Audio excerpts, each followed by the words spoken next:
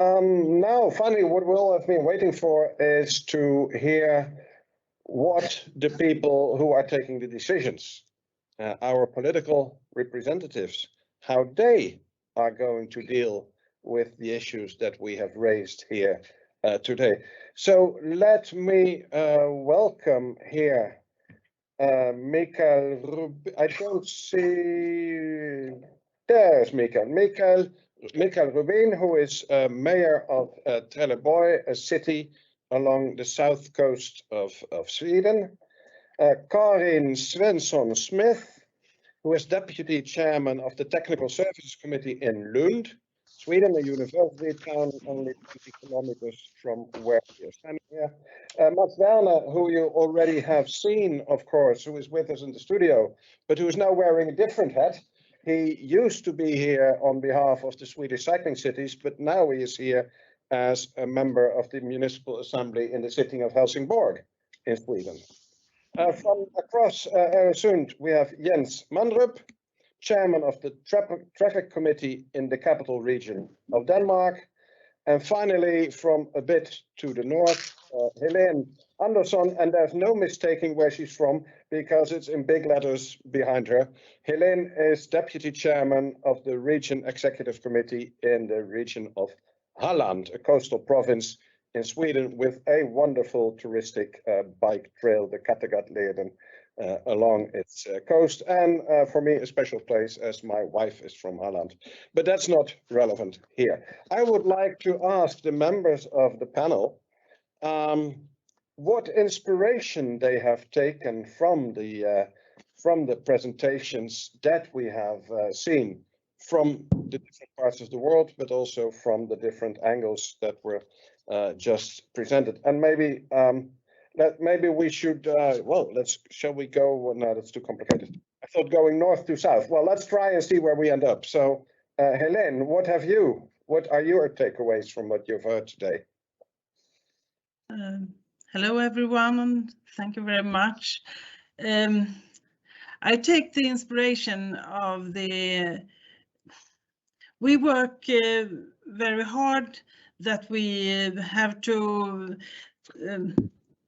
many people go by cycle to their job, to their studies, and so on. But I take the most important inspiration I took was the region of Limburg. How you can use the nature, their different places, and take there by bike. I thought it was very interesting. Thank you. Wonderful. So we move down a bit. Then we come to Mats, I think, in Helsingborg.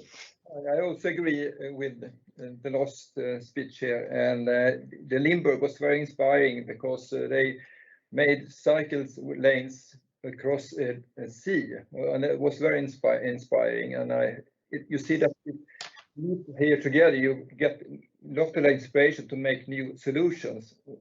You don't think in every day in Helsingborg, but I think that was very interesting. It's a new way to address the problems, to find ways for cycling. Thank you much. We go a bit further south and we end up in Lund. Karin. Well, my inspiration partly comes from New York City, and I can see that change is possible. You've made a great change there, and our big challenge is to get people realize that they themselves, together with us politicians, can and must transport ourselves without fossil fuels. I think that people in general are aware of the climate crisis, but it's a risk that people either get paralyzed or not know what to do. And we as politicians have a duty to serve the citizens with the infrastructure that's needed to fulfill the cycling potential. And the only thing that is needed is courage enough to put away the parking spaces for cars in the streets, to get the space enough. The asphalt is already there, And contrary to electric cars, everybody could afford to go by bike.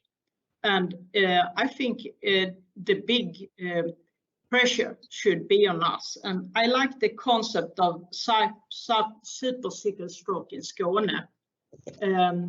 The region has a very good handbook for us. It's just to do what's said in it. Then we could reach our goals. Thank you. And of course, you as politicians, you are in the driver's seat, so we'll take you up on that. Before going further south to Mikael, first we just go west a bit. Jens, what's your takeaway? I've got two inspirations or hopes, perhaps.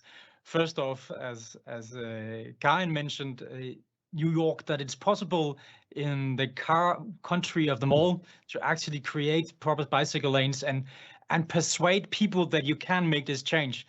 Because we do have a lot of good bike lanes in Denmark, but we are not perfect at all, and you'll still have a lot of resistance from car people. The whole idea that how can I survive without my car? If you can make that change, I remember being in New York in late 90s, and it was cars everywhere. And now you can see pictures, and I've seen videos, other videos also with people riding their bikes, creating a proper bicycle infrastructure. That gives me hope. And the other thing is, well, when it comes to inspirational, as some of the others mentioned, the whole bicycle tourism, as Limburg showed, that you can create this marvelous experience. And when we compare ourselves with, well, our benchmark in Denmark is, of course, the Netherlands, because you are way too good, Hank, down there. And what we see, the huge difference between the two countries is leisure cycling. We leisure cycle far less in Denmark than they do in the Netherlands. And I think doing the same things that they do in Limburg, creating these leisure routes, making it easy to be a bicycle tourist, is something that we have to strive towards. So good inspirations and a lot of hope. Thank you, Jens. And it's not only if New York can do it, but if Paris can do it, if London can do it, if Brussels can do it, then surely Greater Copenhagen can. And also one comment on cycling tourism. Those who really know, and that's not me, they tell me that Germany, that's the best cycle tourism country. But okay, we can talk about it later. Now we will go further south, and further south we cannot go, to Trelleborg. Mikael, what was your takeaway from the presentations? My takeaway as a mayor of this municipality is that tourism in Limburg was put money in the options. So they have looked into how much do the cyclists spend. That's a thing I think is very important to have, not just talking bicycles, just how to finance it and to get the society in there. And also it takes time. I think New York said 50 years. One thing that I react on is that I think this seminar is for bikes. A lot of people have talked against cars. I think that's the wrong way to do it. Promote cycles like we are doing in this municipality. All employees are able to have a cycle as a salary benefit. So be more positive to the bike and not banning the car. And like someone was mentioning transporting goods with bicycles, take it to the next level. Why not drones? Leave the goods with drones instead of instead of a car or instead of a bicycle. Thank you. Thank you very much. And indeed, I agree. This should not. It's not an anti-car session. We are here to promote cycling. But as I said early on, cycling is not a goal in itself. We do it for the environmental benefits, the health benefits, the social benefits, and the livability of our cities and our regions. Now, of course, we have Greater Copenhagen. It's a cooperation between cities, regions, municipalities, and the Greater Copenhagen Cycling Plan will be presented to the board of Greater Copenhagen on Friday this week. So in 3 days, in 3 days' time. I don't know if any of you is on the board of Greater Copenhagen. Well, I am. You are. Okay. Tell us what's going to happen on Friday. We're going to take decisions regarding a very, very good plan. And one of the things that is most important for Trelleborg is the public communications, being able to bring the bike on public communications, because this municipality needs to have the bike on the bus or on the train to be able to take the cycle all the way to job. And everything else in it is very good. It's a good environmental project. Now, next step is just to do all the things, so it's not just ending up as a plan or a strategy, that we also, in all the members of Greater Copenhagen, will do things that are in the plan. I don't know whether you're already logged in, but there is also here, I see a risk that you will all be waiting for each other. One region is watching the other region, the cities are watching the region is watching the national government, and in the end, everybody ends up waiting for one another, and nothing happens. What do you think we can do to break through such an impasse? Karin? I like to start. 10 years ago, I tried to plan for a cycle highway Malmö-Lund, and we have it in our plans, and some of the municipalities, especially Malmö, has done their job, but we others have to step up, because I think you need a showcase. The motor highway between Malmö and Lund is full. The trains are full, the buses are full, and you have to have another way of traveling between Malmö and Lund for job, for tourism, and for leisure. And if you have a very good infrastructure cycle highway, I think this would make a showcase that could inspire in all the region.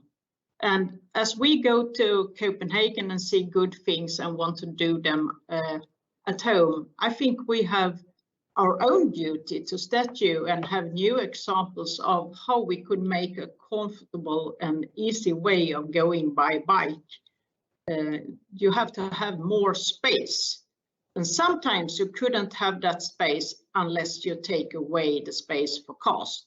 But sometimes you have space otherwise. But if you have to choose, you have to choose in the right way. Otherwise, nothing would happen. Thank you, Karin, and thank you for taking the responsibility. I see Jens raising his hand, and I would encourage all of you to react to one another. The less I speak, the better it is. But first, Jens. Speaking about sorry, I couldn't hear you, Henk, but I'll talk anyway. What we did in the Copenhagen capital region was actually taking the initiative, even though as a region we are much more limited in our action possibilities compared to the Swedish region. So we made our super cycle highway secretariat, financed that, and then started persuading the municipalities, getting them to sit together, agreeing on standards, because you cannot try to imagine building a highway, a car highway, and then a part of it going through one of the municipalities was sort of, a gravel route, because that municipality wouldn't spend the money of that. That was very important to realize that cyclists want the same quality as car drivers and buses and etc. You know what I'm talking about. So what we focused on was standards and making plans, and then trying to get the municipalities to commit.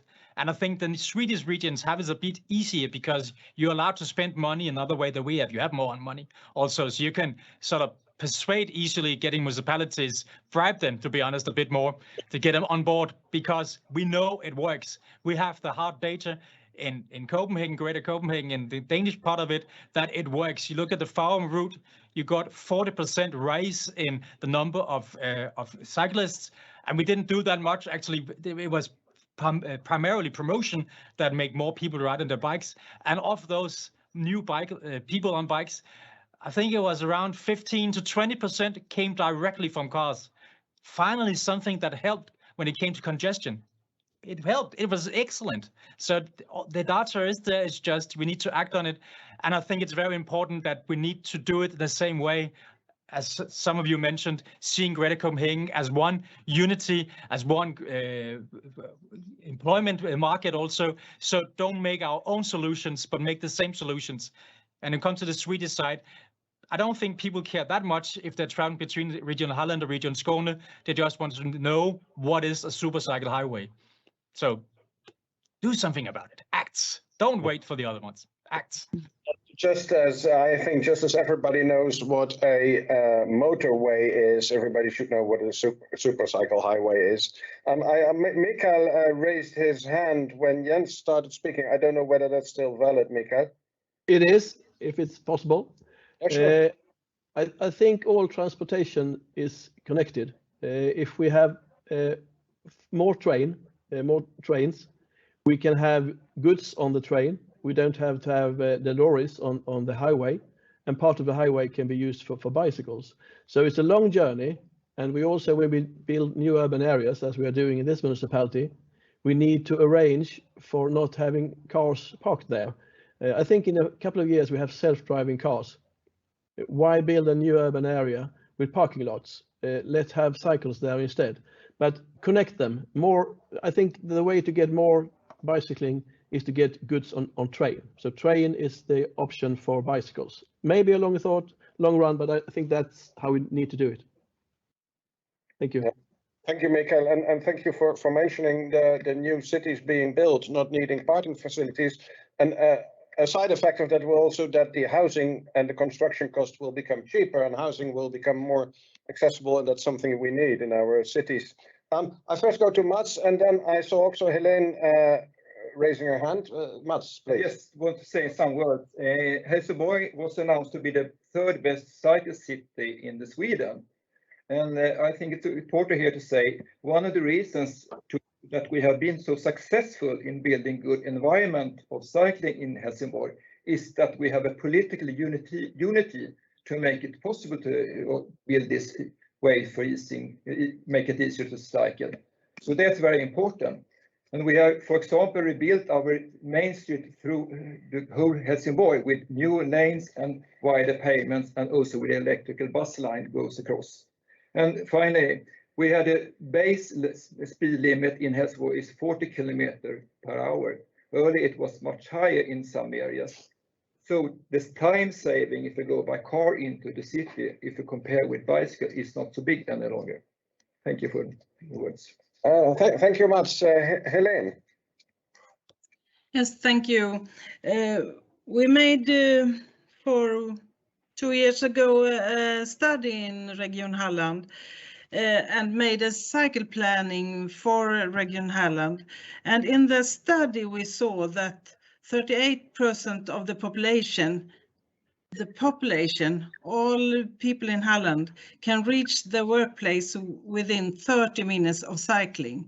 And now when we got more electric bicycles, the figures is 43%. So we must tell the people, and we must inform them, and also make highways and better cycleways so they can use cycles, and also see the whole way from home to work.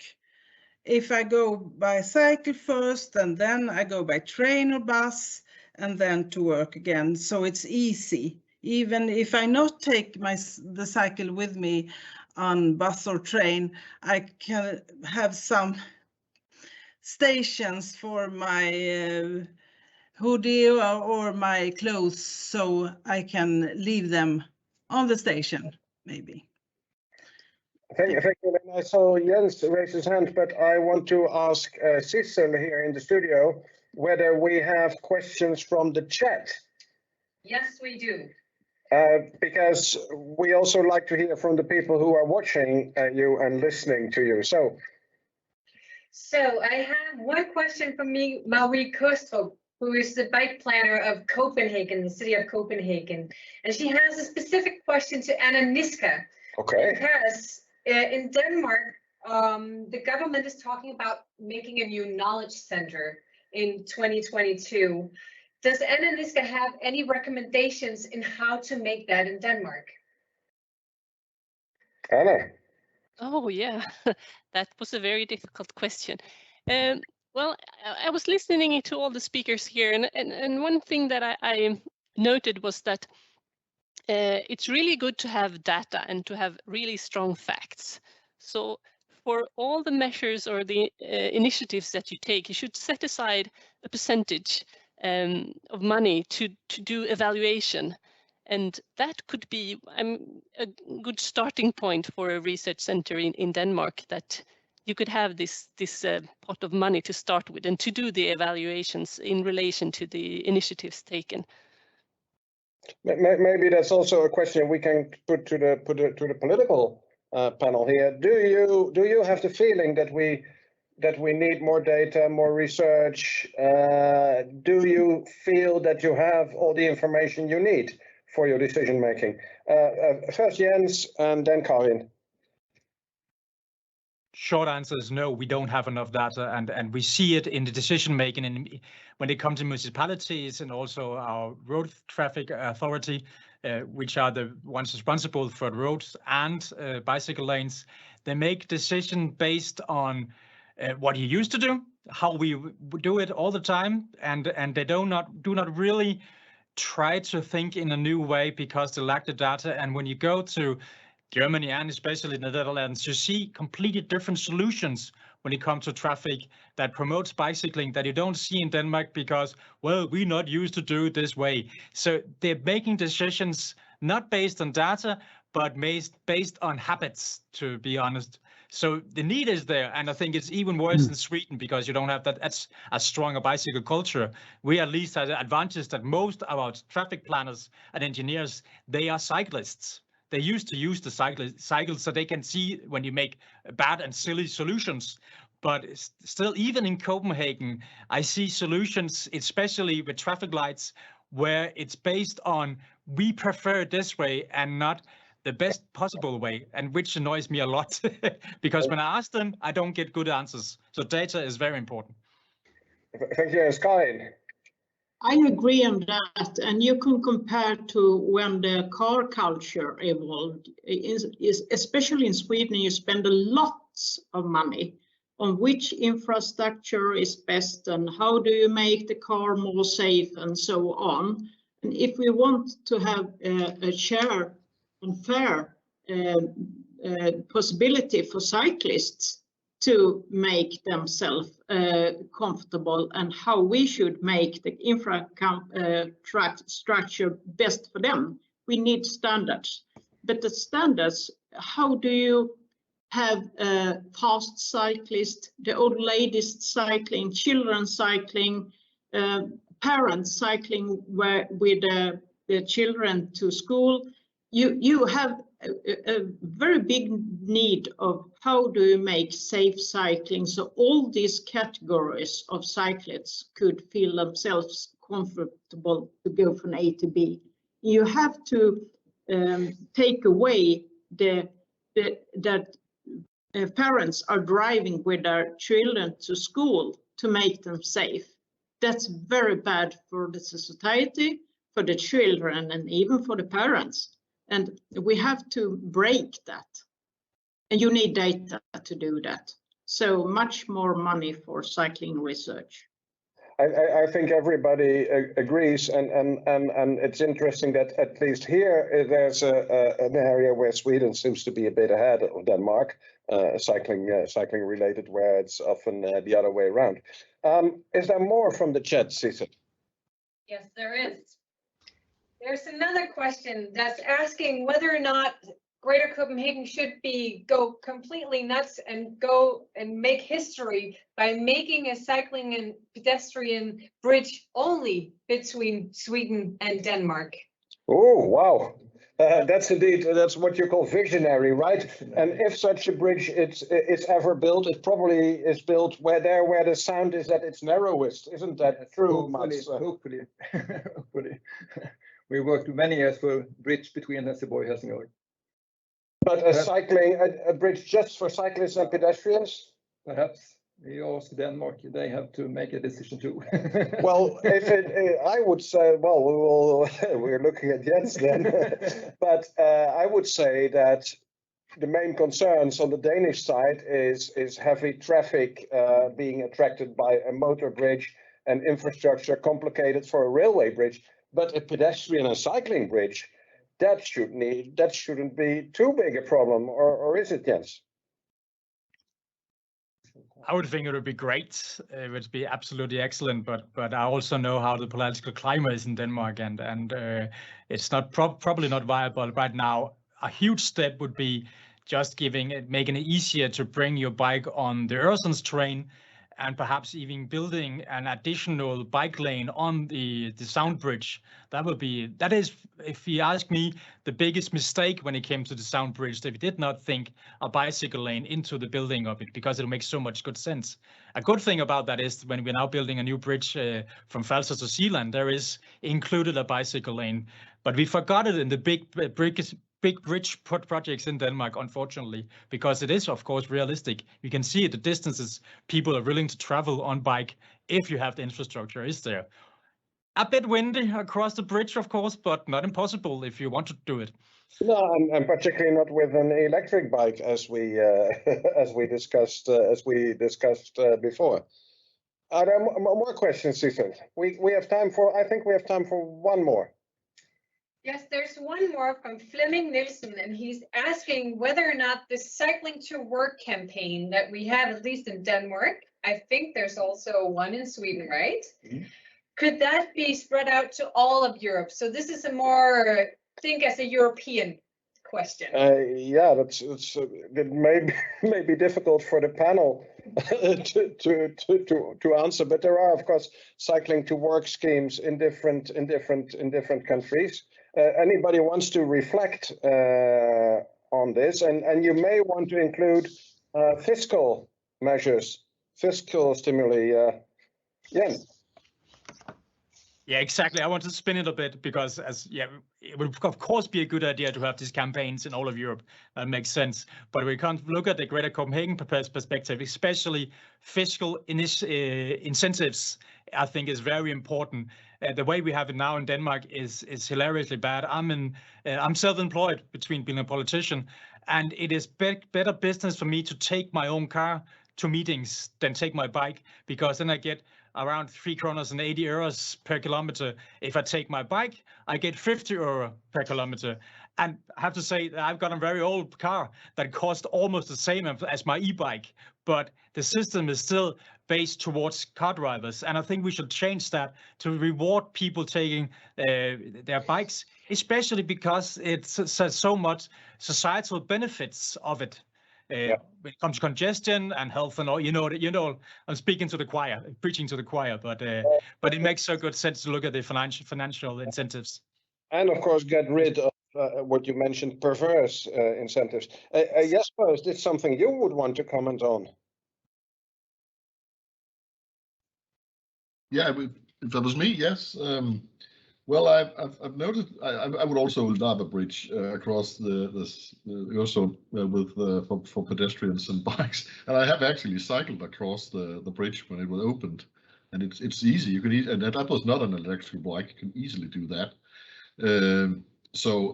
But I have to say there are other issues at stake. I would love to have a bicycle opportunity for perhaps the next connection we need to make across the Øresund. That is one of the things that we would love to see, also to get more trains and better, and simply connect our countries better. I would not restrict that to pedestrians and cyclists. I think that would be a shame. I think we should have all the opportunities, also for elder people or people who cannot bicycle across or walk, to get that, and for goods transport and trade between our countries. So I think we should make an analysis about what do we need more to connect our countries better and connect the region, the Greater Copenhagen region better, so we can see more to each other, not alone on the screen, but also in person. Thank you, Jesper. And I think unless somebody has a absolutely important final statement to make, I think we have tested the patience of our audience. Mats? Just about facts. It's very important with facts and data, but the challenge I see is that get understanding. As you said earlier here in this forum, that the health is very, very important for everybody. And if you cycle, you get better health. But get the understanding for that from the cars, who drives cars every day, is very, very hard. So I think it's a challenge for us to persuade them to cycle, finding this word, from change from the car to cycle. So I think that we have to think how we should do that campaign. I think that's a reflection. Okay, well, I think that the researchers can come up with something like, every time you take the bicycle instead of the car, this will add so many minutes or hours to your life expectancy. I think maybe that data is even available somewhere.